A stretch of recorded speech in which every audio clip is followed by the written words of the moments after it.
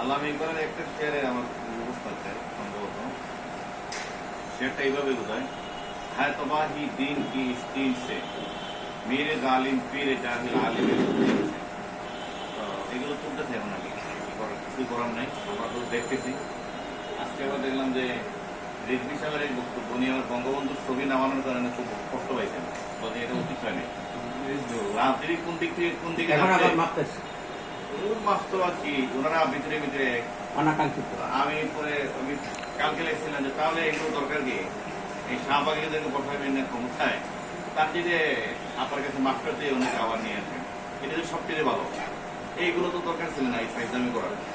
তো আসলে এতগুলো মানুষ, 1600 মানুষ, 1600 মানুষ তারা গুলিবিদ্ধ হয়েছে, অসংখ্য গণিত মানুষ, কয়েক হাজার মানুষ এখনো আহত, অনেকের চোখে ভেঙে আক্রমণ করছে না, চোখে গুলি করছে।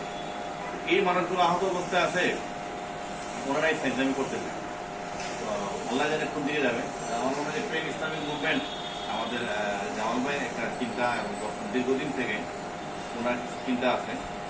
তো কয়েকদিন আগে অসুস্থ আসলে বললাম যে ভাই অসুস্থ হয়েছেন, তো করবেন করে ফেলেন।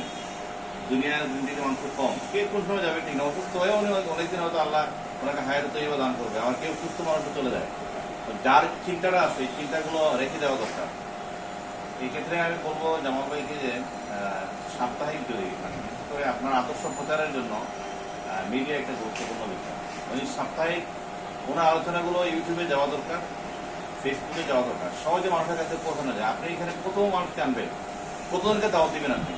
এই যে আমরা আছি 15-20 জন আছি এখানে, কিন্তু যদি ফেসবুকে দেন ওনার যে আলোচনা, ওনার যে কথা, এগুলো তো আসলে খুব গুরুত্বপূর্ণ। সেগুলো মানুষ জানতে পারবে। আজকে জানুক না, 20 বছর পরে জানবে, 30 বছর পরে জানবে, 30 বছর পরে কেউ না কেউ কথা দ্বারা উদ্বুদ্ধ হবে।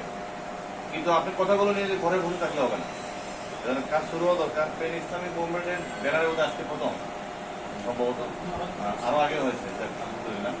আর আল্লামা ইকবাল তো আমাদের, ইকবালকে আমরা জানি না, আমি নিজেও জানি না।